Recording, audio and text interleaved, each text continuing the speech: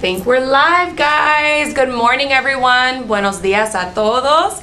My name is Josiane Molina. I'm the Chief Academic and Innovation Officer here at Leap Academy, and I'm very excited to welcome you to part 2 of our Exploring the Identity of Puerto Rico through Bad Bunny's Debí Tirar Más Fotos album. This is a live panel discussion. We are streaming here at Leap Academy in Camden, as well as to our sister schools in Puerto Rico.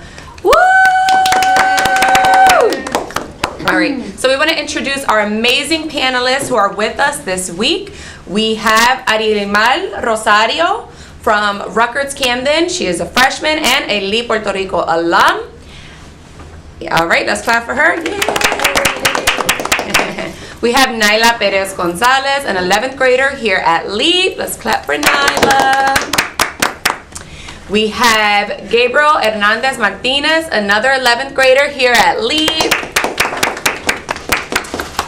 And lastly, but surely not least, Leira Rosario, Rutgers Camden freshman and Leap PR alum.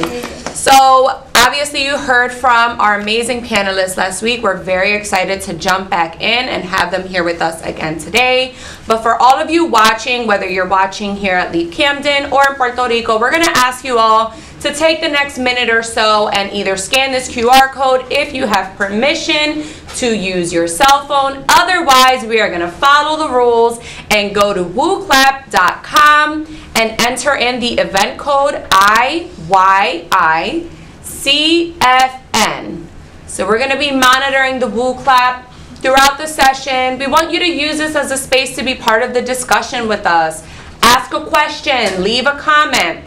When you do, be sure to include your name, the Leap campus you are on, whether that's here in Camden, San Juan, Isabela, Carolina, you get the drift, okay? So si tienen pregunta o comentario, pueden ponerlo aquí en esta enlace, wooclap.com, and we're gonna get started. So we're gonna give you all another minute, maybe 30 seconds to get to that Woo Clap. Let's put it back up just in case people are still trying to get in. I know we had some technical challenges last week, but nothing we can't handle. We'll be all good. So I also have with me here today behind the scenes, Mr. Amir Ayers, co-facilitator and moderator. Say hello. Good morning, everyone. Great Good morning. He is our ELA and Social Studies supervisor here at Leap Academy. And we also have the one and only Rafael Miranda, our director of the fabrication lab, but he is also an amazing artist from the island of Puerto Rico. Rafa? You want to say good morning or? ¿Me oye? ¿Me oye? Say good morning. Good morning. Buenos días. All right. It's okay. So, Mr. Ayers, can you let us know how many people we have on the Woo Clap? So the Woo Clap, we only have one person responding so far. So let's just do a quick test. If you are logged on the Woo Clap, just spam the chat real quick. Throw a comment in there. We just want to make sure everyone is tuned in and live. Spam the chat. All right. So si están aquí con nosotros y están adentro del Woo Clap, por favor, pon su nombre, di hello, para que podamos saber que ustedes están aquí con nosotros.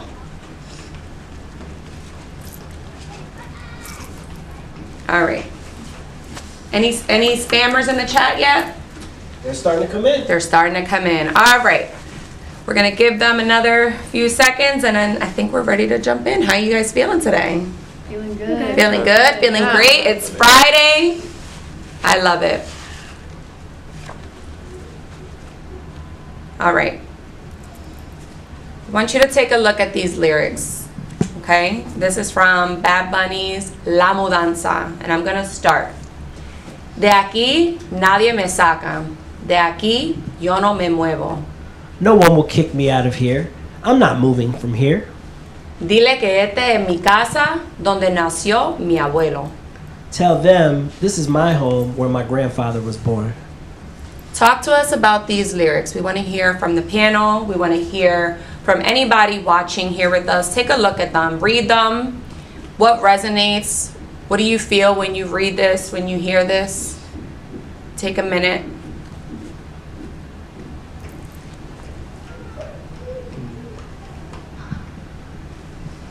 Whoever wants to go first can go first. Can we put the lyrics back up? Sure, we got a comment in the chat. We have a comment in the chat. What does the comment say? This is my home, I'm not going. We got another one. This is my home, I'm not going. And a third time, this is my home, I'm not going. Okay. All right. So we have someone in the chat that's emphasizing they're not going anywhere, right? Do we know who that's from? They did not identify themselves. All right. So remember, if you are commenting, just let us know your name and where you're commenting from. So you could say Leap Camden or Leap New Jersey. You can say Leap Puerto Rico, or you can indicate a specific campus. Si están contestando en el book clap, por favor, nos dejan saber de dónde ustedes están, si están en San Juan o Carolina o aquí en Nueva Jersey con nosotros. So to our panelists, no one will kick me out of here. I'm not moving from here. Tell them this is my home where my grandfather was born. What do those words mean to you? Go ahead, Nyla.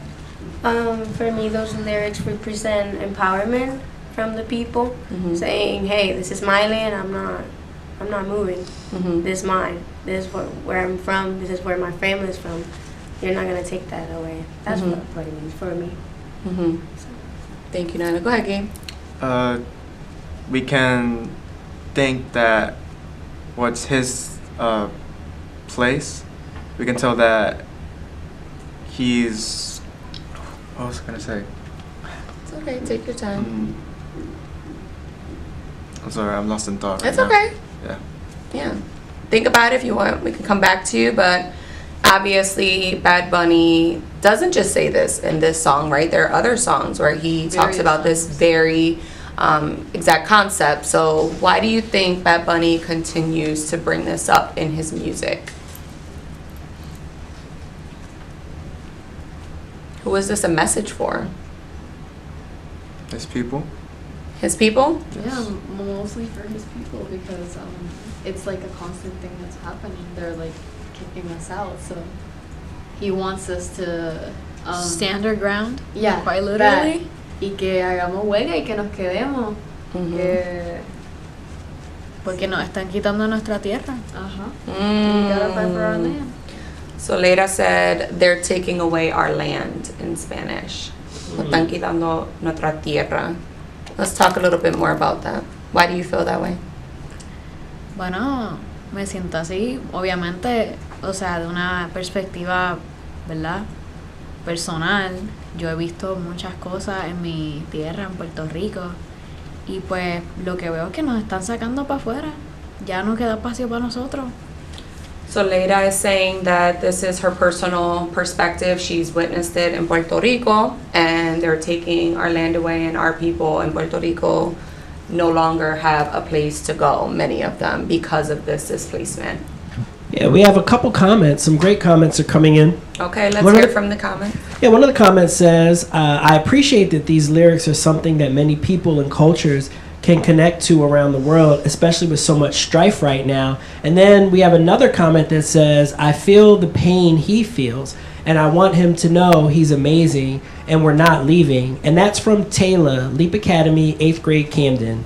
Thank you, Taylor. All right, so does anyone else, before we move on, we have some more lyrics we want to talk about, but before we move on, is there anything else that you guys think or feel when you read this? Whether you're here, coming from Puerto Rico, right? Like, granted, we spoke about you guys being here at Rutgers Camden, but last week you also shared I may be here right now getting my education, but your intention and your plan is to what? To go back. Come back. You're going That back is to Puerto my Rico, land. and that's important, right? Yeah. There are some people, and we don't want to villainize anyone for their personal choices, whether they leave, right? We have plenty of Puerto Ricanos that live here in the States, right? Some of them left after Hurricane Maria. Some of them left before Hurricane Maria. Some of them left during COVID, right? So we've seen the influx of people leaving the island, but also returning to the island, right? So I think it's very admirable that you guys and your peers are here with an amazing opportunity to advance in your college careers and journeys, but you want to take what you gain here and take it back to our people, because we don't want there to be a Puerto Rico without Puerto Ricanos, right? Okay. All right, we're going to go to the next slide. Okay. Take a look at this. Quieren quitarme el río y también la playa. They want to take my river and my beach too. Quieren al barrio mío y que abuelita se vaya. They want my neighborhood and my grandma to leave. No suelte a la bandera ni olvide el lelolai. No, don't let go of the flag nor forget the lelolai. Que no quiero que haga contigo lo que le pasó a Hawaii. Because I don't want them to do to you what happened to Hawaii. Talk to me. We want to hear from our panelists. Want to hear from our viewers, both here and on the island. These lyrics, what do they mean to you? Bueno, primero que todo vamos a empezar por las playas, porque en Puerto Rico siempre hay una cosa con las playas. En Puerto Rico, pues, desde que yo tengo memoria, siempre ha habido una pelea con los hoteles y los buildings en las playas, invadiendo la playa y dañando la playa y quitándonos ese espacio de nosotros. Como que la playa no es tuya, la playa no es privada, la playa es para todo el mundo y para nosotros, para tenerla y utilizarla. Yeah. So Ariel is sharing that even from a very young child, she's noticed that people come in and they try to take over the beaches. They build on the beaches. They try to build tall buildings on the beaches, and the beaches are for the people of Puerto Rico, right? They're not private. There shouldn't be any private beaches on the island. They make them private because there's this beach. I don't know the name of the beach, but there's like 5 buildings, and the only way to get into the beach is like a door, like the size of a door. You can only get into the beach by that little space of nothing. Like, and there's like buildings in front of it. Like, what are you gonna do? They're taking away our natural resources. Yeah, and it's really unfair. Like the wind goes through there. Like you're like covering everything that goes in through the beach, through the water, and yeah, you're literally like. La naturaleza también se ve afectada por eso. So, no solamente en la playa y nosotros, en la naturaleza. So obviously, thank you for sharing, and yes, I've witnessed it as well, and I've definitely been keeping up with different articles and news stories that have come out about people building on the island and trying to say that this is private property when you obviously can't have private property on a beach that is public to all people who live on the island. So talk to me a little bit more about why you think Bad Bunny is talking about Hawaii in this context. Well, I don't know much about what happened with Hawaii, but I do know that it's very similar to what's happening in Puerto Rico, that they were like invaded and they were tourism, and that's what happened with Hawaii. That's all I know about it. I don't know if you guys know anything more about it. Gabriel, go ahead. I think what he's trying to tell us is to bring more awareness to what's happening in Puerto Rico. And we should take notice on what happened to Hawaii may happen to Puerto Rico. And Bad Bunny doesn't want that because it's his country. So, yeah. What do you think the fear stems from? Granted, we want to be able to enjoy our beaches, right? And our Saturday mornings with the family and going to the beach and enjoying and eating pinchos and all the things, right? But what do you think his fear is, other than the fact that obviously they're building on this land? What do you think it stems from? That they want them to leave their place, like just like the other lyric he was saying, we're not leaving, we're staying here. This is where my grandparent were born, and just like in here, he's like, this is where my grandma was born. Like everyone in my family is from here, and they want to take them away too. Like even the elders that have lived there their whole life, they want to take them from their land. Right. So I think that's his fear of like being taken away. Like all of them. Do we have any comments in the chat, or anybody want to speak to this? We have a comment in the chat that says they should not be taking families from people. And what I'm hearing and seeing in the chat between the comments here, I'm hearing two things. One,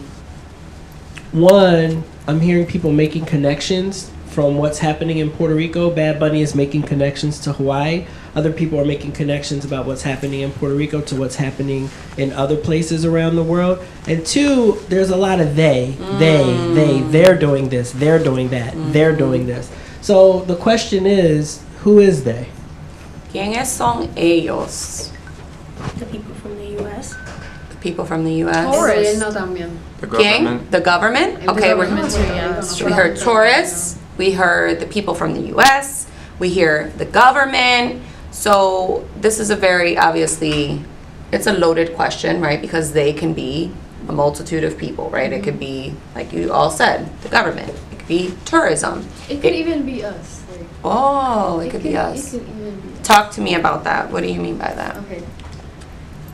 When I mean that, you know, I've seen this in Puerto Rico. People like, they have a house, they buy a house, and they're like, I don't need it. I don't need this house, so I'm gonna make it into an Airbnb. And I'm Puerto Rican. I live in Puerto Rico. I have money. I'm living the good life. I have a house. I have many houses, and I'm gonna turn this into an Airbnb instead of a house where somebody could live in.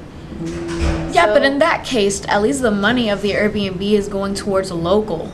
Okay, that does make sense, but what if there's people like that don't have anywhere to live at, like in Puerto Rico, and they're turning all the houses into Airbnbs? Where are we gonna live if we don't have homes to live in?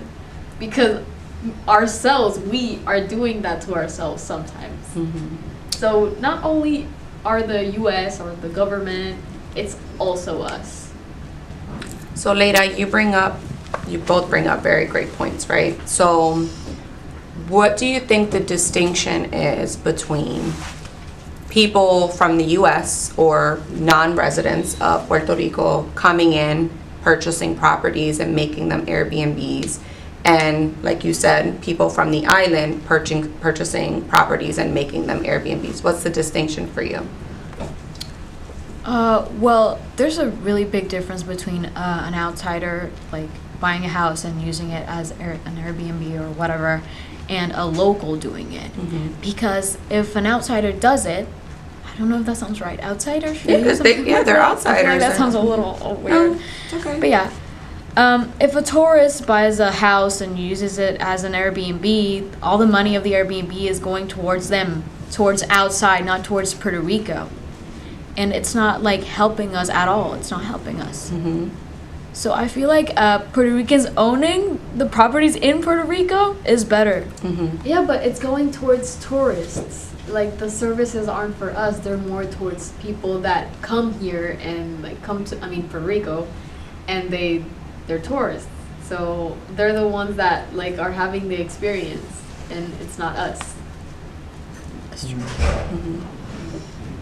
Do either of you want to chime in, or anyone watching?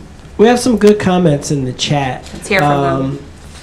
First of all, I just want to, I appreciate the disagreement here and teasing out, is this good or is this bad, who's benefiting and things of that nature. We're going to dive deeper into that. Based off of what you were saying about us taking responsibilities for ourselves, Taylor's on fire in the chat. Y'all got to light this chat up. Taylor says, we're also hurting our own life. Someone else says, I have a question. They said, if we do something, anything really, like pep rallies or stuff like that, to help these cultures, would they listen or cast us aside? Because this is how our government acts. But at the same time, it is too. What they're basically saying is, can we come together to do something, or can we expect that if we as children, as students, come together to try to support the culture, is it something that would be met with opposition from the government? Would anyone like to weigh in on that? I believe that we can do anything if we all do it together. Because I don't know if you guys know about this. Remember that, I don't know if it was 2020, 2022, I don't remember. Ricky Renuncia. Summer of 2019. That, exactly. Thank you. Let's talk about it. Go ahead. Well, we all came together. We all were at the, ¿cómo se llama? Calle Fortaleza. La Calle Fortaleza. There were like multitudes of people. I've never seen so many Puerto Ricans in one place. And I believe that if we all did that and came all together and like had And especially, sorry to interrupt you. Okay. And especially with all the awareness Bad Bunny has raised throughout the years. Yeah, Bad Bunny himself was there. Like he was like Ricky Renuncia. And People like, are more aware of like what we have to do, and they will unite and like make Puerto Rico a better place. So, Nyla, I see your hand, and I know we need to provide some context for those of us that are watching and maybe some of our panelists here. Were you going to ask about what this is about? Oh no, I was Okay, just go saying ahead. that with Leda. Yeah, with Leda, that she said Bad Bunny was raising awareness, and I think that through his music, he is waking everybody up to gather up and unite. Mhm. So I just wanted to add. Yeah, Bad Bunny was one of the reasons people were amazed that he was there. They couldn't believe like, oh, a singer. He's risking his career by being there because he could lose fans. He could lose connections for that. Yeah. And he didn't care. He does not care. He just stood his ground and he was there. Ricky Renuncia, there you go. And we like accomplished it. We took him out. Yeah, Like, so Ariel, I want you, as much as you can, and we have Mr. Miranda here who I'm sure would love to chime in as well, but talk to us for those who are watching or here with us today here in Leap Camden who may not know the backstory behind Ricky Renuncia, because I remember when this happened, it was all over the news, but this was about 6 years ago, so some people may not be aware of what exactly transpired. So talk to us about it. I am not 100% sure what happened during Okay. that time. I just know there was this gobernador. He was the governor of Puerto He was the Rico. governor of Puerto Rico. He wasn't handling things very well. He was corrupt. He was Let's very leave it at that. corrupt. And we decided, that was during Maria, right? Right after. Right after. So I imagine that he had things to do with Maria and like everything, the like la luz, no había luz. Y me imagino que él tenía algo que ver con Luma and a lot of stuff. I'm not 100% sure. But we decided that it was time to make a change and this had to stop because, yeah, like what's happening? We're not progressing, nothing's happening, we gotta move. So, yeah. So the question is getting answered, right? Who is they? You just named a very specific they. Could you just tell us a little bit more about how those actions contributed to the benefit or to the harm of the island? Okay. Can you repeat the question? I'm Yes, so sorry. yes. So the original question that kind of sparked all of this was, who is they? And a lot of theys came out. We talked about some general theys, right? We talked about tourists. We talked about ourselves. We talked about various people. And then you named the governor very specifically. Could you just talk a little bit more about how that helped or harmed the island? Well, I believe that actually was a good thing. What happened with Ricky Rosselló and his, how do you call that? Corruption? No, his like, whatever. So yeah. the people of Puerto Rico essentially forced him to resign. Yeah, he was forced to resign and he like fled to United States. He couldn't like even be here. He literally fled. He ran away. But the reason why he also did that is because he was talking bad about news reporters, and there was leaked chats about stuff that were going on in Puerto Rico, and how the people in our government was like very corrupted, and all the chats got leaked on social media, and that's why people also went against them. And then some people were defending it because they were also speaking bad about women and they were being really disrespectful in those chats, and people were not having it because they were like, how are we gonna let these people lead Puerto Rico and like be like this around, like in general, like being really disrespectful towards their own island and towards the people. So that's why also they basically like try to kick him out of like the government. That was the boiling point. Yes, that was the boiling point. You want to talk about that, Rafael? Yeah, well, that specific moment during the summer of 2019, all the manifestations of the people of Puerto Rico were basically expressing what I just said, a boiling point. Because after suffering the devastation of the Hurricane Maria and trying to recover all the people in the government behaving like this, it was like, no, enough, like, and the fact that it was the time that plenty of the people united themselves in one single thing, right, regarding political parties, regarding religion, like regarding anything, just uniting themselves as one community.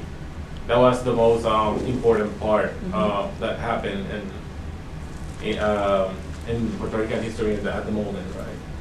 Yeah. So to summarize for everyone who may not be familiar with what happened, Rafael already provided a lot of context, as well as Ariel and Adriana. But essentially what happened, the people of Puerto Rico were not happy, right? As a whole, the majority, they were not satisfied with their government representation, which was Ricky, his last name? Rosello. Okay, so he was the governor of Puerto Rico at the time, and the people of Puerto Rico literally rallied together in masses and marched up to Calle Fortaleza, which is essentially known as like the government building capital of Puerto Rico, and demanded that he resign from the position. And they did not stop protesting. They did not stop making these demands until he quite literally resigned from being the governor. So I think that speaks to the power of the people in Puerto Rico. And if we just take that same energy and passion that we use to make that happen and renovated that into passion and energy for other issues happening in the island, what do you think we would be able to accomplish? I believe we would be able to accomplish absolutely everything. Everything. Talk to us. We became one and we accomplished that big thing. How do you like make a governor like resign? Like, we would think that's impossible. We would think like we don't have a voice, we have no opinion, we can't force this guy to quit. But we did. So that just makes us believe that we do have a voice and we do have a say on what decisions are made in Puerto Rico. So it's not only el gobierno, somos nosotros también. No son ellos nada más. Así que pues Yeah. I mean, the government is for the people. So Exactly. the people not having a say is like contradicting, because at the end of the day, the government is for the people and is for the Supposed to be for the people, right? Yeah. Well, in the ideal world, the government is for the people. So. And I think since the government's supposed to be the superior out of everything, I think it comes to show how us people can accomplish something huge like that making a governor resign. Yeah. Yeah. Yeah, you're talking about this energy amongst the people and this historic moment that on an island that is a territory where there is no representation, to the empire, right? We don't like to use that terminology, but that's what it is.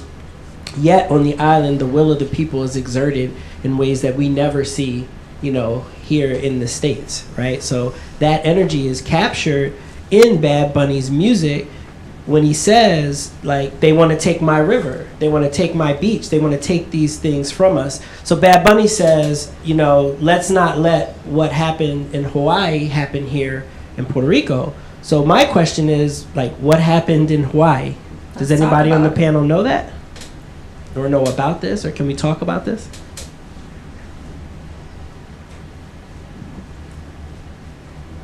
Well, It's okay if you don't know. I honestly don't know. I only know that it's like something similar to what's happening to Puerto Rico. Okay. But Well, all I that's know all. is that Hawaii was like almost completely consumed by tourism, and they pushed out all the locals. And they have to Basically flee. the same thing that's happening to Puerto Rico. Similar, yeah. Just at like the extreme. Like, that's not happened to us yet, but it's a possibility if we keep things up like how they are right now. Adding to tourism, I feel like many people go to Hawaii as like a vacation. I think money was driven to how Hawaii is now. Let's talk about it. All right, Ms. Molina, I think you have some things to say about this. Yeah. So we want to talk about it. ¿Qué pasó con Hawaii? What happened to Hawaii?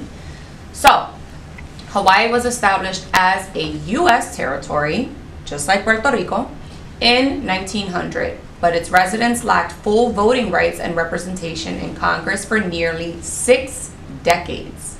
Okay? Hawaii was once an independent kingdom before annexation by the U.S., which happened on August 21st, 1959. U.S. investors and corporations acquired most land, and native Hawaiians faced cultural erasure and displacement. Does this sound familiar to you? It does. Mhm. Yeah, it makes sense. It's like the worst case scenario of Puerto Rico. Like that's what could happen to us if things stay the way they are. Mm-hmm. And just like Leila mentioned, like it's exactly what she said. Like people are forced like to raise their culture because of tourism in the United States and all that stuff. Mm-hmm. Anyone else want to talk about either the parallels or anything that you noticed when you learned about that? I mean, I feel like it's the same thing. Like just like she said, it's the same thing that is happening to Puerto Rico. When you look, people are like leaving because they don't have a space no more for them. They're leaving behind their culture too, and acquiring something that it's not theirs, but they're being forced to. So I guess it's the same thing. It's the same thing. Like if Puerto Ricans let it happen, it would be just the same thing as Hawaii, just a place for U.S. For the people from here to go on vacation, and that's it. Mm-hmm. That's what it will become. Anyone else? Anyone in the chat? So nothing in the chat. We're definitely gonna ask you to jump in the chat, give your thoughts on what's happening or what has happened in Hawaii, and if this is something that you think could happen in Puerto Rico. I guess my question to everyone would be, you said that this is like the worst case scenario for Puerto Rico. Is Bad Bunny kind of like fear mongering? Is this like, him creating this dystopian picture of what could be, or is this a really relevant and valid concerns? What are your thoughts about that? I think he is trying to make us like think about like how this could actually happen to us, because it's very similar, very close to what happened to Hawaii. So I feel like he's like putting that fear of what happened to Hawaii and all of that into our brains. So we think about it and we ponder and say like, wow, this could happen to us, and yeah. So I want to bring us back to something we spoke about a little bit earlier, which is this debate that we had between outsiders coming in and buying properties and building and having Airbnbs there versus our people doing it, right? So granted, to your point, Ariel, when our people do it, that's still not a place where Puerto Ricanos can just come and rent a room or live there, correct? Yeah, it's not a home. Right. But at the end of the day, there are going to be properties that are going to be for sale. So do we continue to allow outsiders to come in and buy those properties? Do we encourage people from the island who can afford to buy them? What do you guys think when you think about, obviously, what we just learned with Hawaii and Bad Bunny's concerns that this could happen? Let's talk about that really quick. Well, I think mostly because prices are very high. They've been high in Puerto Rico. Well, most people in Puerto Rico cannot afford a house right now. Mm-hmm. So thinking about people like turistas y la gente de Estados Unidos que pues va a Puerto Rico y pues tiene el dinero para comprarse una casa, tiene el dinero para hacer un edificio, tiene el dinero para comprar un Airbnb, hacer un Airbnb, tiene el dinero para hacer lo que sea, hacer un negocio, quedarse con un edificio completo. Y pues nosotros los puertorriqueños no tenemos esos recursos, no todos tenemos esa oportunidad de comprarnos casas, comprarnos edificios, tener negocios, tener Airbnb, tener carro. So it does make sense when there's mostly people that have houses and people that have Airbnbs and negocio. Es porque they have the money, they have the resources.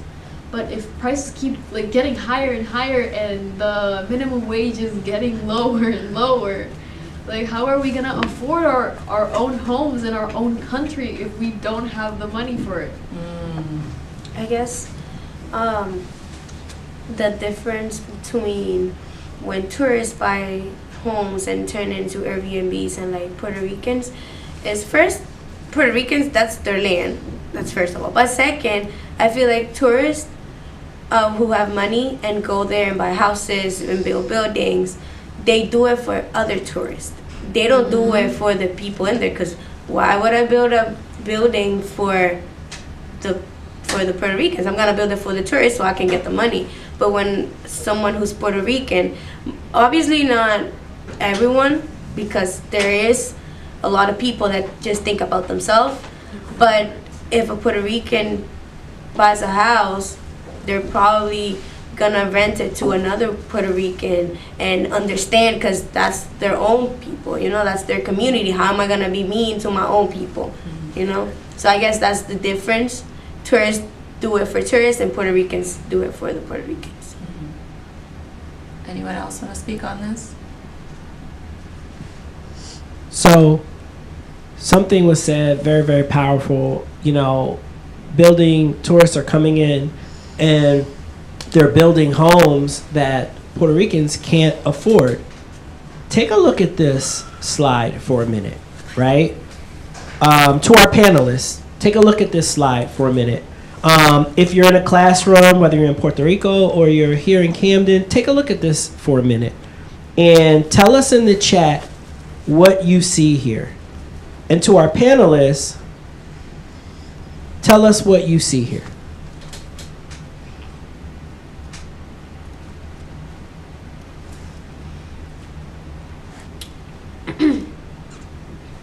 You could buy a whole mansion with that type of money. I've seen cheaper houses in here. That's an abomination. That's insane. That's how usually. Is that an Airbnb? No. No. No, it's a It's house. a house that's for sale. That's usually It's how. for San Juan. It's Yeah, San Juan. that's next to the El Morro. That's a historical monument. next- That house is a historical monument. Why are you selling a historical monument? Just saying. It's next to El Morro. What else is it next to? What is the arrow pointing to? Bueno, La veo Perla. Esa es La Perla. La Perla. What do you guys think about that? For those of us that are watching that may not know anything about La Perla or where La Perla is, can our panelists who are from Puerto Rico talk to us a little bit about what this image means to you, knowing what you know about Viejo San Juan, Puerto Rico, and La Perla? And that red arrow is pointing to what? To La Perla. Honestly, I see San Juan when I go to San Juan. I see it as a historical place, a place where I stand there and look at everything. Yeah, that's why they call it Old San Juan. Old San Juan, yeah. Because the whole thing is a historical monument. Once you're in there, you're history. You're in history. The whole thing is history. And I remember, I think you're selling this a building that's probably old, really, really old, and I think it belongs to us and not somebody that has $1 million to buy it. Why is it so expensive? I don't understand. I think it's very incriminating. I don't know. Well, that's how usually houses are in Old San Juan, because I have a friend that his dad has an apartment. He's more in las calles del medio, cerca de... ¿Dónde están las palomas? Parque de la Paloma. Por ahí. Yeah. Sí. Okay. That's near Calle Fortaleza. Exacto. I say it's ridiculous the price that they're going for, but it's also an understandable price because those houses are historical and they're very nice looking inside.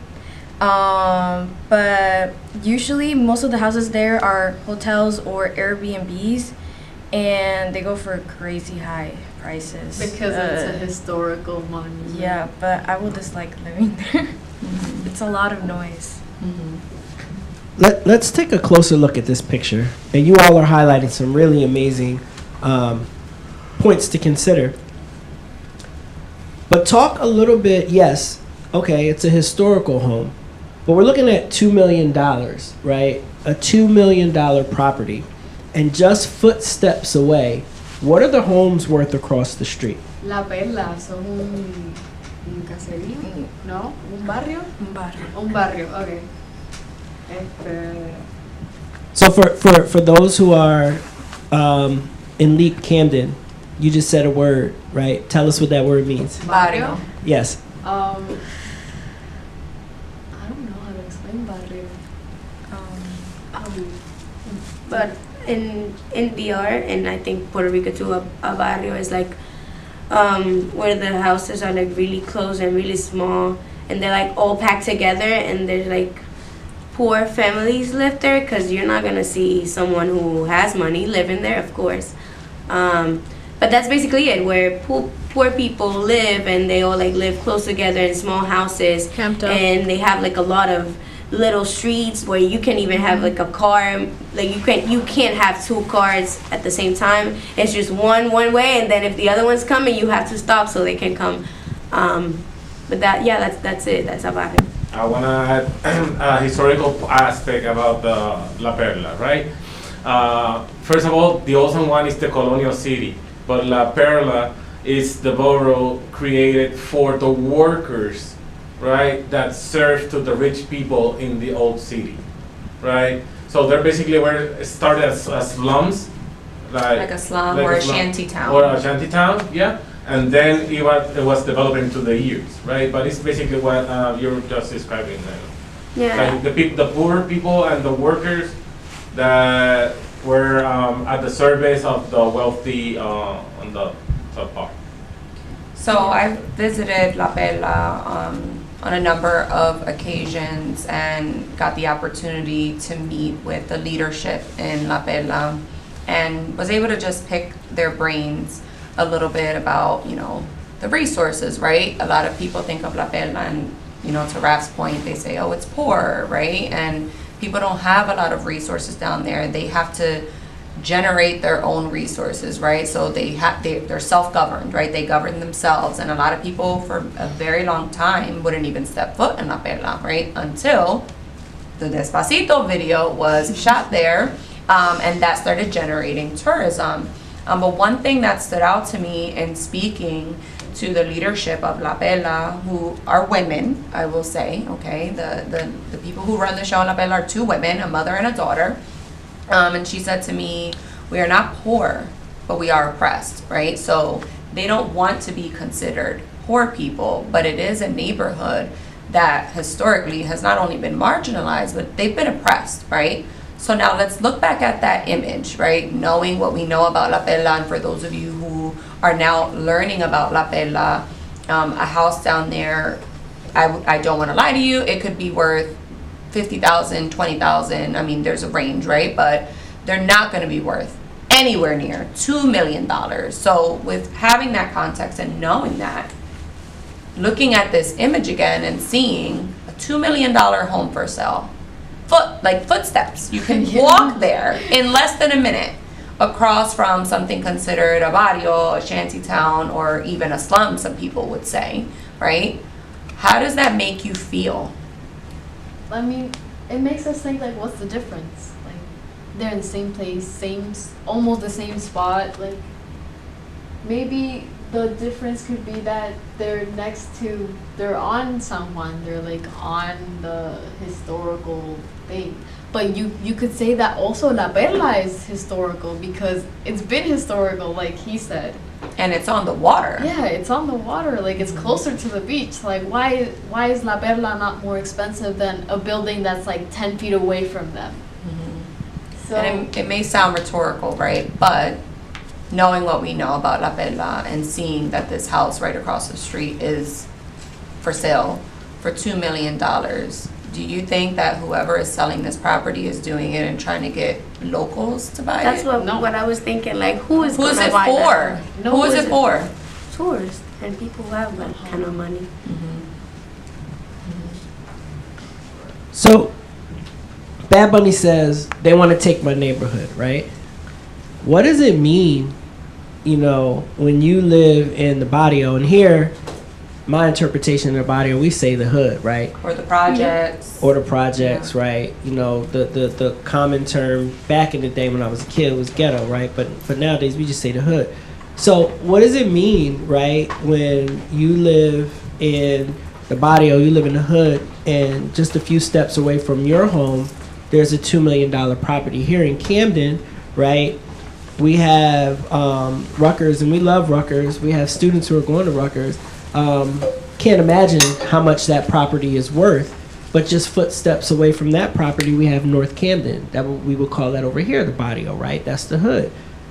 What does it mean when you live in a home that's worth 50, 60, 70, 80, 90, even $100,000, and you're footsteps away from millions and millions and millions of dollars, right? What does that mean for you when that's your reality every day? We would love if anybody who's watching from their classrooms to spam the chat, right, and let us know what you think. How does this make you feel? I'm gonna talk about from the perspective. I'm not from Puerto Rico. I don't live in Puerto Rico, okay. But when I think about it, like I imagine living in La Perla and then looking like right in front of me, and there's a house that costs $2 million. That's just a constant reminder that damn, my land is being taken away right in front of me. Like I would maybe like. Even if I worked 100 years, I'm never gonna get that because it's not built. It's not for me no more. They took it already, So that's how I feel. I think that what's the difference is the I was gonna say something. Okay. Are you thinking of the difference between Camden and Puerto Rico? Yeah. Or? That it differentiates the rich and the poor, basically. Because I think what we're seeing right now, it shows that a good place, that it's nice, and then the slums were just like kind of bad and all that. I think it's trying to compare those two, and what's also happening here in New Jersey, the hood and the nice places. There's some places where it's nice and some places that doesn't look nice, which compares how much the cost is. For example, the hood, it could cost less for monthly rent, and for rich people it's like more money. And I think that's just, it makes someone feel bad. I was like, damn, I live somewhere where it's not good. And then the rich people are like, they have the better place. They have more money. So. It's like, what? I'm sorry. Go ahead. It's like there was like a barrier between the two. Like when you look and you see one side, and then you go to the other, it's like there's a wall, like an invisible wall, where like it's separated. Mm-hmm. So I guess that's what the picture looks. I mean, there is a wall. Mm-hmm. Like right where the grass is, there's a wall. Literally, you have to go downstairs, Yeah. like steps, just to get to La Perla. Mm-hmm. Yeah, there is a literal wall, a barrier. We talked about who has the power in Puerto Rico earlier, right? One of the things that we heard was the people. How do the people of Puerto Rico stop this from happening? Can they stop it from happening? They can. Talk to me. How? Well, I mean, they can stop it because that's their country, that's their land. But the way to do it would be maybe harsh, but I guess it would be the kind of like a payback because they are going the harsh way, and when I say they, I mean the tourists. They are going the harsh way. They are killing animals. They are building buildings right in front of the beach. They are taking away their houses, their culture. They are all taking that. So I guess the way to stop it would be to say no, start saying no. Hey, don't do that. You can't buy that house. You can't. Who do they say no to though? The tourists, the people with money. How?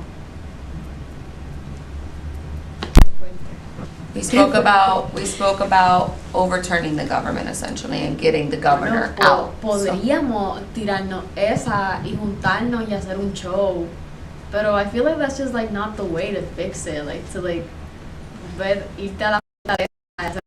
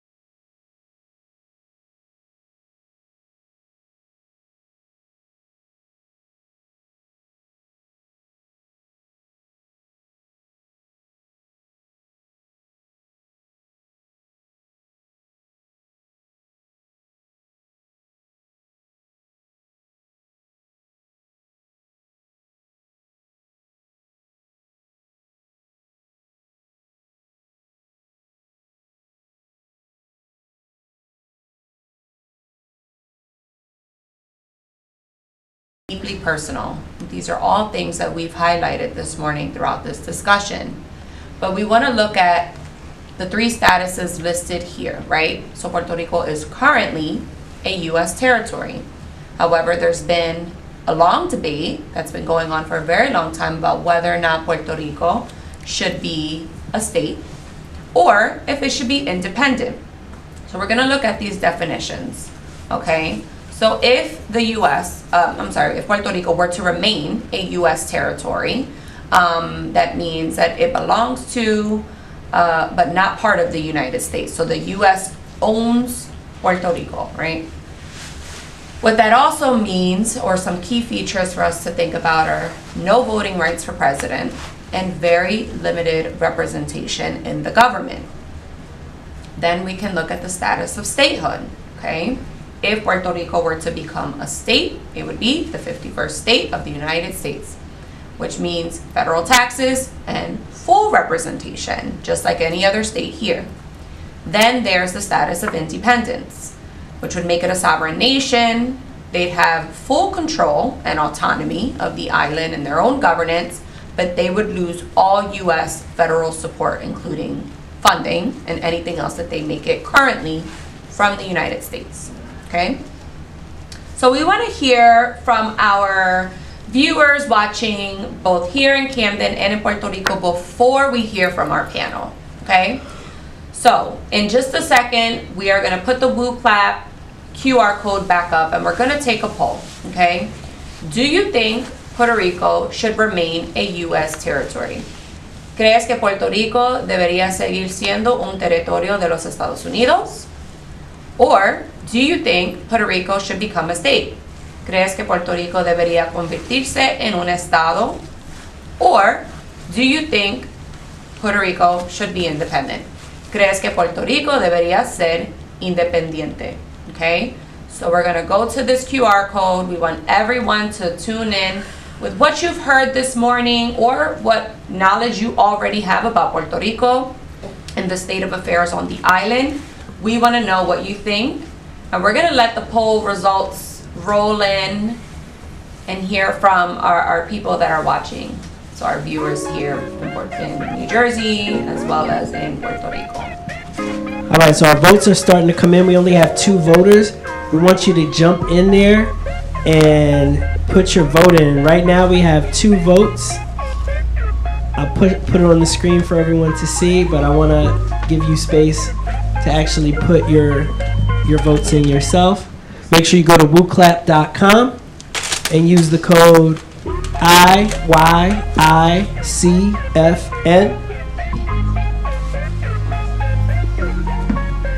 So we have 2 voters right now. If you are facilitating a classroom as a teacher, get your students on WooClap and get them voting. Again, it's wooclap.com. IYICFN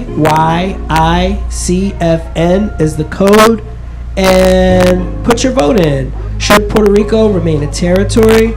Should Puerto Rico pursue statehood? Oh, there's another vote. You can see it live. Or should Puerto Rico go for independence, right? We got 3 votes. Hundreds and hundreds of students, 3 votes. All right. We'll give it about 30 more seconds.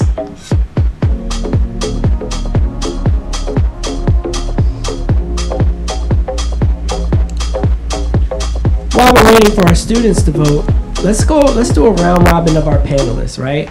Let's start on the end. Would you say remain a territory, statehood, or independence, and tell us why? I feel like it should not be a territory at all. I feel like it should be either statehood or like independent.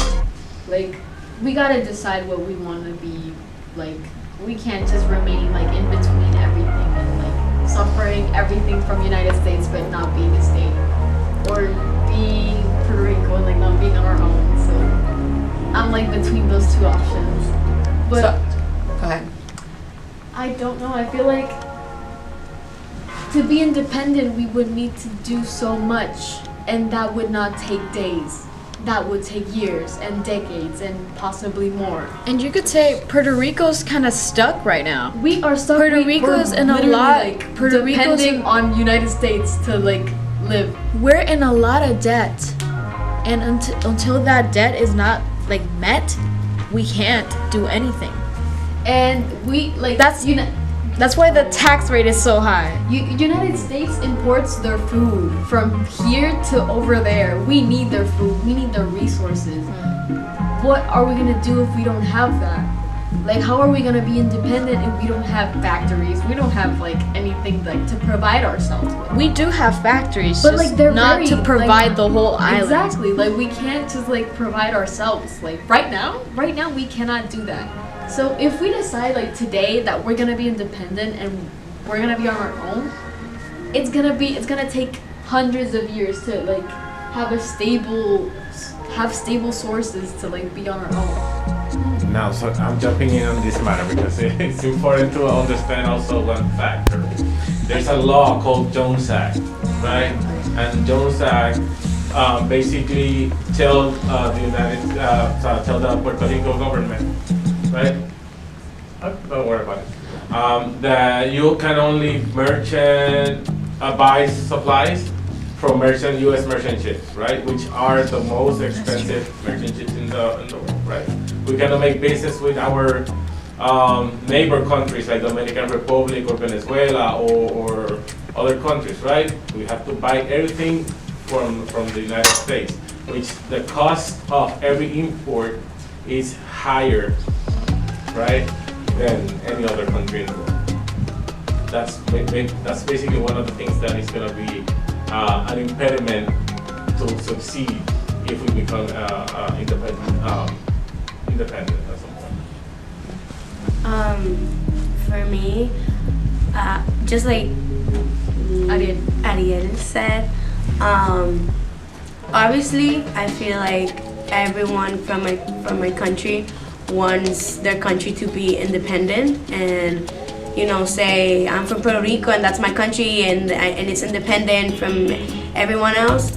But when you think about it, just like she said, deciding today they want to be independent, they would have a lot to do. Like they would have to build a whole government for themselves, and that you cannot build that in 2 days, a week. That would take maybe a year, maybe 2, maybe 3, maybe 4, I never know. And it's like a child. You don't start running before walking. So how are you supposed to stand up if you have been on the ground for years? So I feel like if they decided they wanted to like rebel and say like, hey, we want a full representation in the government, that would be the smartest choice right now. So after that, if they get like a good representation for themselves and then they vote and they have someone that's good for them, they might get back up, and then one day they could be independent. So that would be the smartest choice. Not the desired one, but the smartest. Most realistic. We'd have to like learn how to walk again, basically. So Nyla, you said something that just stood out to me. Not the desired choice, right? But probably the smartest choice. So anyone who has followed Bad Bunny, he's very vocal about his political views, right? Even down to the last election. I don't know if you guys learned or knew that he actually paid for billboards, right? Do you guys know what billboards he paid for on the island? Not specifically. Okay. El de la 65. La 65. So he paid for billboards, essentially sending a message that he's pro-independence for Puerto Rico, okay? Whether we agree with Bad Bunny or not, it's okay, right? We can still support him and support that he uses his platform in the way that he does. But I'm curious to know why you guys think, considering everything Bad Bunny touches on this album and previous music that he's made, why do you think someone like Bad Bunny would be in favor of independence versus statehood? Because he doesn't want the same people that are taking his land to keep governing him, It's like saying, I hate you, but then I go and hug you, Like, if I'm going to be against you, I'm going to be against you fully. I'm not going to be against it and be partial about it. I feel like that's his mentality, I would say, in my opinion. Anyone agree? Disagree? Yeah. Like we've already had a taste of it. Taste of what? taste of United States, and look how it's going. So imagine if we keep having United States.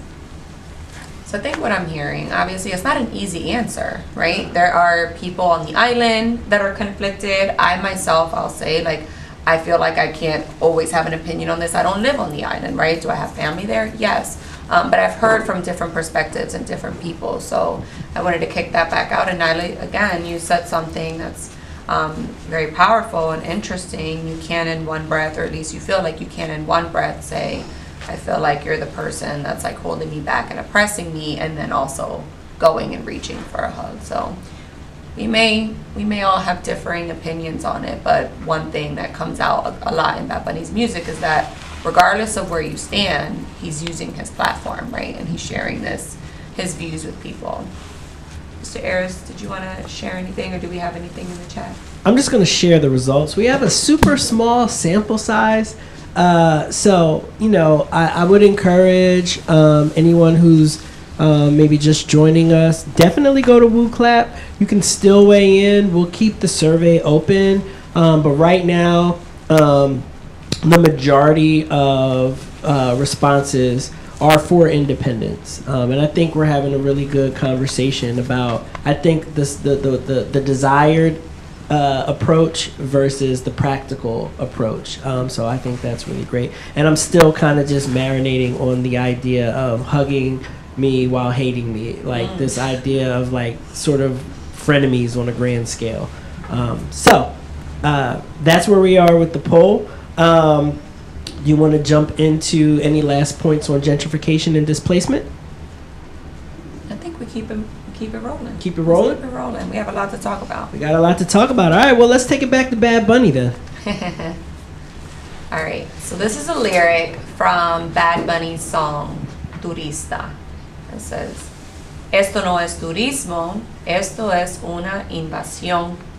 This isn't tourism, this is an invasion. Does anyone know what this image is from, where this image is from?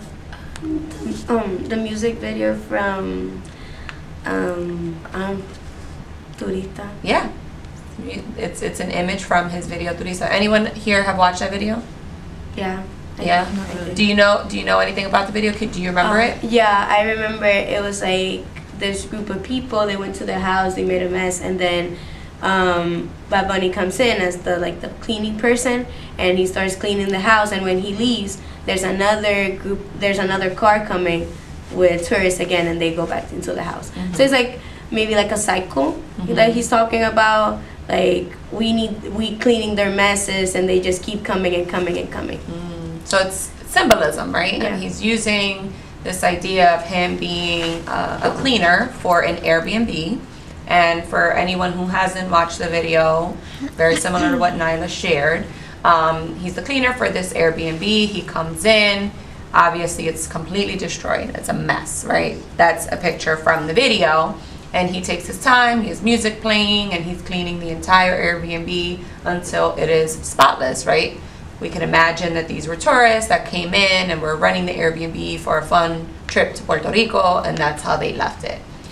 He leaves, obviously, and then another 2 tourists come in, and they're going to go stay there. So what do you guys think is the message he's trying to convey in this song, especially when we look at the lyric? This isn't tourism, it's invasion. And we've touched on it already today, but hearing it and seeing it in that way, what does it make you think about, or how do you feel about it? I think it shows that when tourists come, it just ruins what Puerto Rico is originally. Since the people that are from there, when tourists come, they're not from there. They don't know, they don't understand what their culture is, what their history is, and they just ruin it. It's trying to tell you that from the music video, when they come in, they just ruin everything. That house is like Puerto Rico itself, and when the people come in, they just ruin everything. And himself, Bad Bunny being Puerto Rican, he's cleaning it up. He's trying to help go back to its original. It's a really good take, hot take. I like that, Gabe. Nyla? I feel like when he says this is not tourism, this is invasion, he refers to when you're doing tourism, you try to be as respectful as possible to the people from that place, to the environment of that place, to everything that involves that place. You try to be as respectful as possible. But with an invasion, you don't. When you invade someone, it's something or a place, you're not being respectful about it. You just go in, you stay there. Even if the whole world is against you being there, you stay there. That's an invasion. So when he says that it's an invasion, it is, because they're not being respectful of the environment. They're not being respectful of the culture, of the people that live there. They're just going there and staying there. Because I know tourists stay there and they buy the houses, they keep selling it to other tourists, they keep taking the houses and turning it into Airbnbs. So they are staying there even when the people from there are against the tourists. So Nyla, can I just push a little further through the lens of a citizen in the Dominican Republic? Is that same sentiment about tourism applicable, or is it different? I would say it's a little different. I wouldn't say tourists go and do what they do with Puerto Rico. I think they feel like they have a little bit more of like, they feel this entitlement of like, oh, this is U.S. territory. I can come here and do whatever I want. Like, come on, this is my vacation place. But with DR, since it's a country, it's a whole different country, I guess they don't feel that entitlement. They don't feel like they own nothing, so they are more respectful about it. Usually tourists go to a specific place that is designed for them. Like Punta Cana is designed for tourists. Like, I haven't been to Punta Cana, and I've lived there. I've lived in Dominican Republic for 13 years. I've never been to Punta Cana because that is a place designed for tourists. Of course, if you have the money and you want to go to a resort, then you can go ahead. But when you go there, it's like a whole different reality, and all you see is gringos. That's it. You're gonna see maybe a couple Dominican families that go there and enjoy, but it's for tourists. Some of the tourists that go around and visit, they are really respectful about like the different places they go to. So I feel like it's a different kind of story because of what I said before. So one of the things that kind of came out last week talked about, now correct me if I get this wrong, but the tourists coming in and killing the conchas? The coquis. The coquis. I got the wrong frog. I'm sorry. Wrong frog. Wrong sample. Wrong frog. So killing the coquis. And so last week there was conversation around that, and then this week when we talked about Puerto Rico, the language was like outsiders. So we understand the negative light of tourism, but I guess my question to the panel here is, are there any benefits that come with tourism, right? Think about that and weigh in on it for us. It can give a way of more recognition. Naila? I mean, tourism and not invasion is really helpful, and like it's good for countries that most of the economy is based on that. For example, Dominican Republic economy is based on tourism. So it's really important for my country to have a place for tourists to go, because that's money going into the country. So tourism in a respectful way is amazing for the economy, for the recognition like around the world, for more people going in and giving to again the economy. But when you do it in a disrespectful way, just how tourists from here do it, that is when it's bad. That is when it's harmful. So we know Bad Bunny did this 30-plus show residency in Puerto Rico. The first maybe 10 shows were dedicated to locals only, right? So you had to have either a 787 area code, or you had to have a Puerto Rico address in order to even purchase tickets for that show, right? For those shows. after that, he opened it up to anyone who wanted to come. So there were people who flew in from all over to come see this residency, including me. And it was great, and I loved it, and it was amazing. And so this sparked a lot of conversation, right, about the impact that Bad Bunny's residency would have on Puerto Rico, right? So my question to you all is, who benefited, or who benefits, right, from Bad Bunny's residency? So he brought in tons, thousands of tourists, right? So we have hotels, people they needed somewhere to stay, right? Restaurants, people needed to eat, but then he also had vendors, right? A lot of local businesses in Viejo San Juan, outside of Choli, the Roquiocos, Piñones, like there were people that were exploring all of these different areas of Puerto Rico and doing what? What were they doing when they were there? Turisteando. Okay? Turisteando. Yeah, turisteando. So they were spending money, right? So there's some figures that have been circulating about how much this residency stimulated the economy in Puerto Rico. I think we actually have a slide on it. All right, so it says, Bad Bunny's residency, No Me Quiero Ir de Aquí, showcased Puerto Rican music, culture, and style while bringing an estimated $200 to $713 million to the island. The residency prioritized local audience for the first 9 shows, highlighting responsible tourism and local engagement. This is the impact of that. So again, an estimated $200+ million in the economy, 30,000 hotel room bookings alone, right? 25 million in media value. Okay, so this is what Bad Bunny was able to do, right? That's the impact of what Bad Bunny did. Now let's talk about that. We spoke about the negatives and the cons when it comes to tourism, and there's obviously benefits from what we're seeing here. So we want to know from you all, do you think at this point, after learning all of this, if tourism is good or bad for the island of Puerto Rico? I mean, from what we've seen, it could be good and it could be bad. Okay. So in this case, tourism was used to our benefit, and we earned from it. But and then talking about that other type of tourism that takes our land, takes everything, and we have nothing.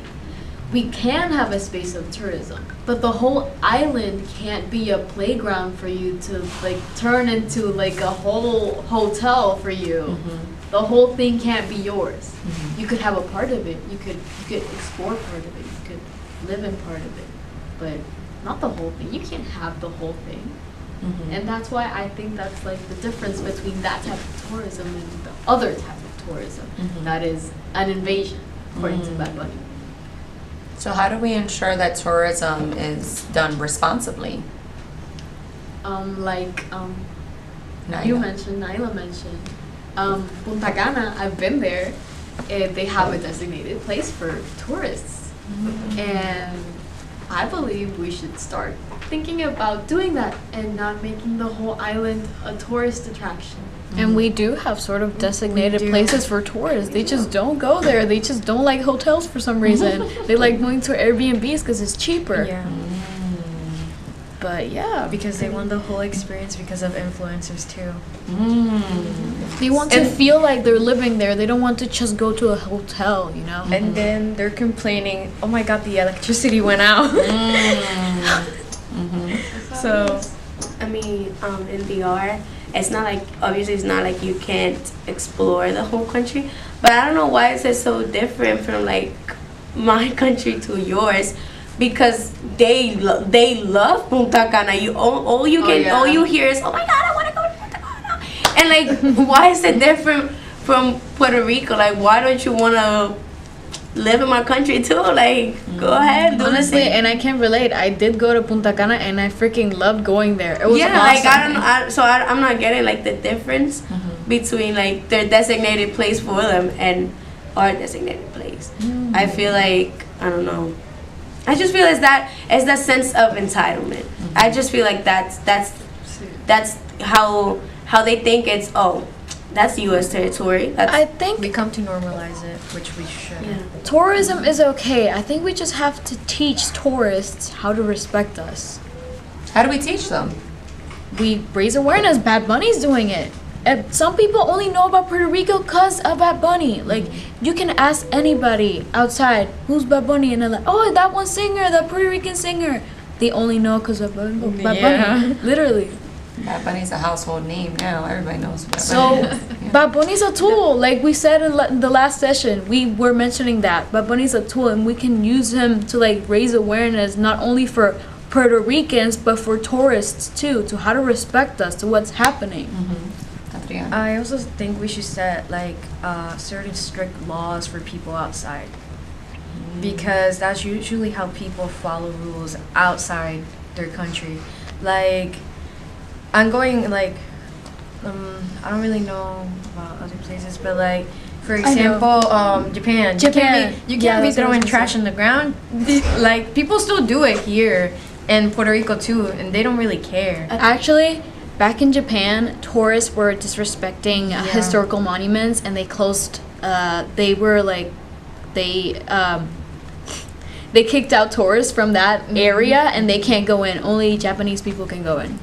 We saw something similar happen at the Louvre. I don't know if you guys heard that the Louvre, it's an art museum, obviously. And in France. yeah, yes, in France. And there were a lot of tourists coming in. Everyone wanted to see the Mona Lisa. And so they got tired of it. There were too many tourists coming, and they basically, you can fact check this, but they basically said, like, we have too many tourists, and they started regulating how many tourists can actually visit the Louvre. Yeah, so what I'm hearing is you guys think the way for Puerto Rico to go is to almost regulate tourism, right? So I know in many beaches that I've gone to in Puerto Rico, there are signs that say don't throw trash here, right? You still And then see you trash. see like trash all over the sign. Like, Nyla? I feel now I'm just in my head thinking of like reasons of why it's different, like comparing my country to theirs. And I think it's also because they don't see Puerto Rico as a country. Because when they go to the art and they go to many other countries, they think about, oh, this is not my country. This is someone else's country. So I need to be very respectful about it. But when they go to Puerto Rico, they're like, oh, this is still U.S. This is my place, so I can do whatever I want because this is mine. So it's just the mentality that needs to change. The mentality, someone needs to teach them that their mentality needs to switch. It almost sounds like there's a lack of pride, right? We spoke a lot about pride last week, right? So the people of Puerto Rico have an immense pride for the island.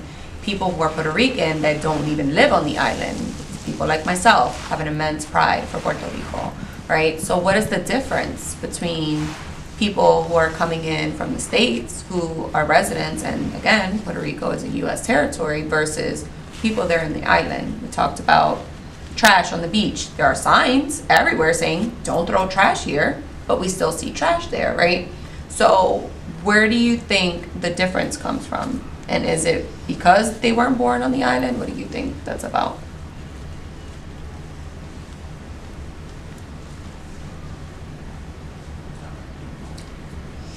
well, I think it has to do with respect, just like Naima said. Like, you gotta learn to respect. Like, it's not only because of the sign. Like, it's not only the sign's job to tell you what to do. It's our job to tell you what to do, not only the sign. And you have to have like dignidad. Like, tú no tienes vergüenza. Tú estás tirando basura en una playa que no es tuya, una calle que no es tuya, un lugar que no es tuyo. Like, And you don't even need the sign for that. Just don't throw trash in the beach. like, That's in just general, straight up like- wrong. Trash goes in the trash, you know, not on the floor. But the problem is we also have to start with us, because True that. because they see, oh, they're doing it and they live here, so why shouldn't I do the same, you know? That's so we also had to like implement that to ourselves and really think about it and be like, well, I don't want these people be doing the same thing that I do because I live here, So we basically had to like implement that and like also apply it to ourselves, not just like, oh, just because you're from outside, you shouldn't be doing this. Because I live here, I should do it. Yeah. I mean, I know I've definitely gone to Luquillo on a Sunday morning after a Saturday night, and you're walking past the Kyokos, and usually, not always, but usually there are, you know, locals that go to the Kyokos, right? I love Luquillo Beach, so I know that tourists are now a little bit more aware of it. It's my favorite beach.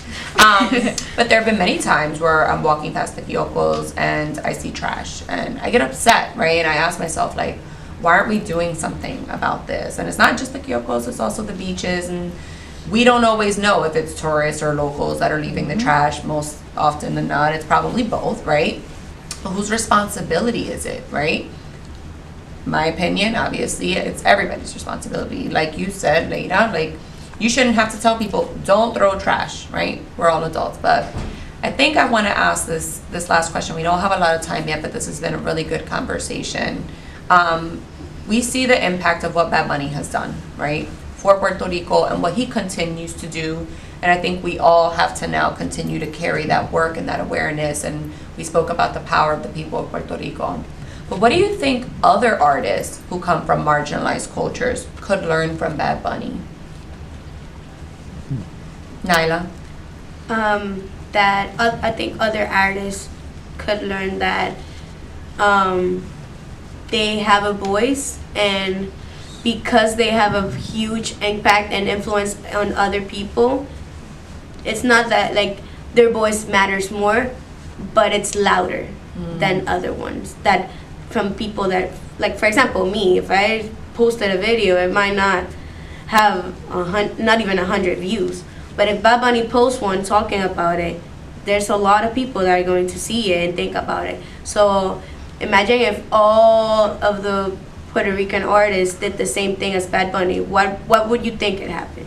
Yeah, because quite literally, he's an influence to the people. And even, it's not even huge artists. Like, even small influencers have a louder voice than a worker from a factory, you know? It's not that it matters more, but it's louder than others. You can hear it from far away.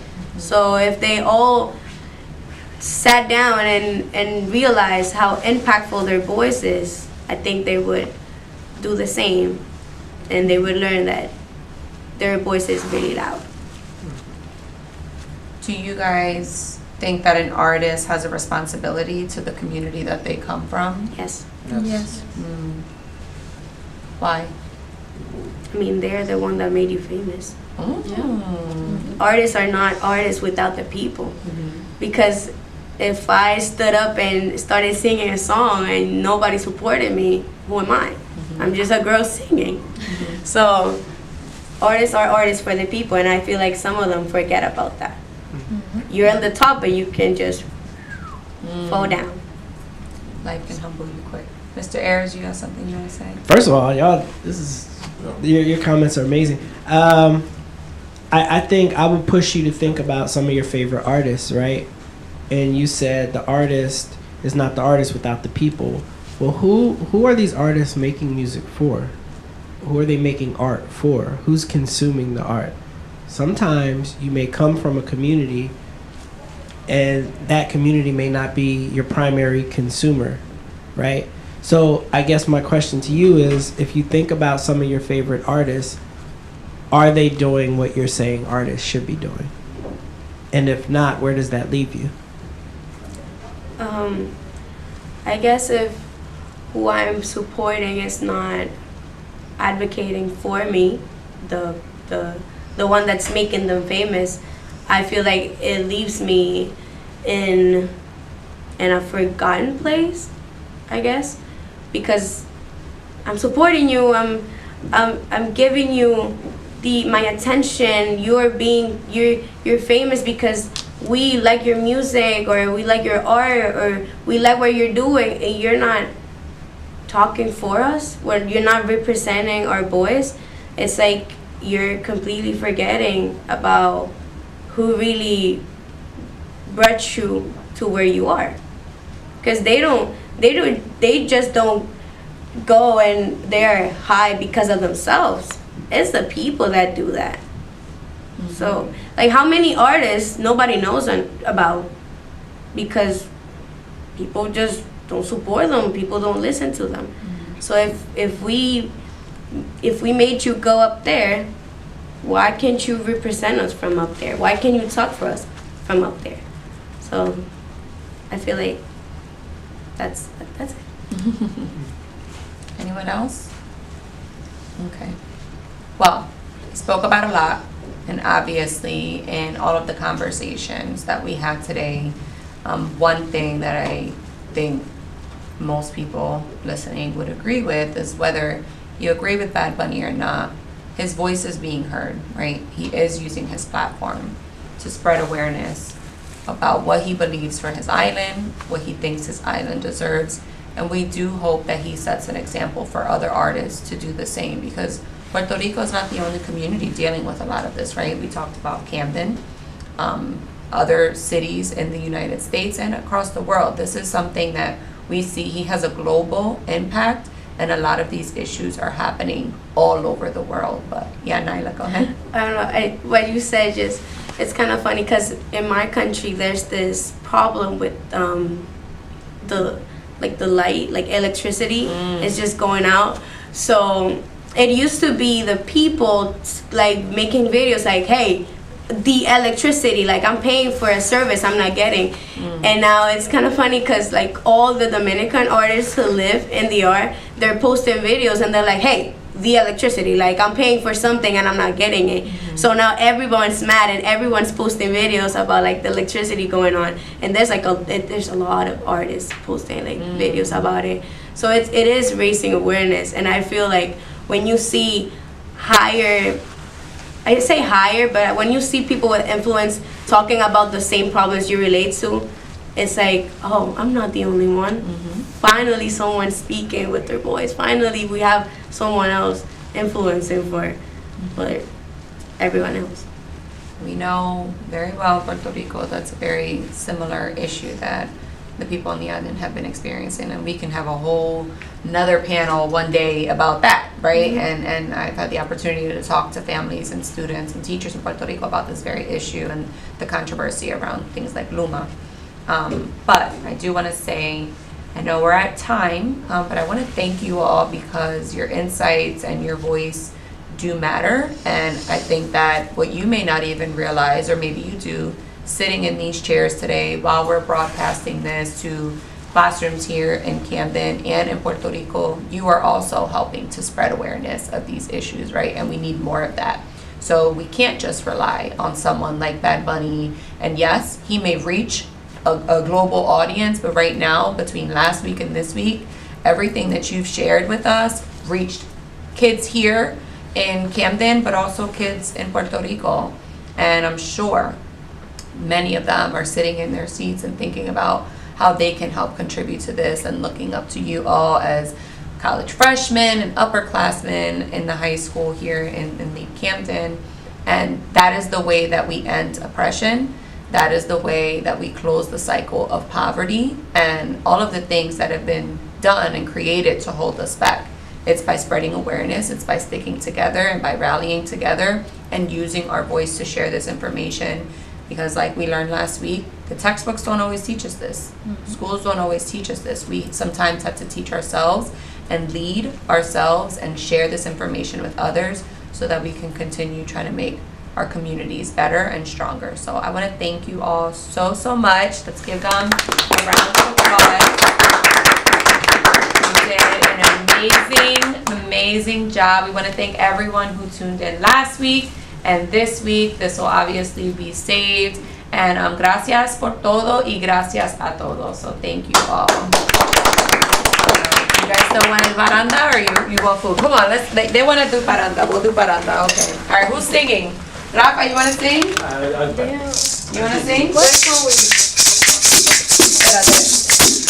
Por la mañana.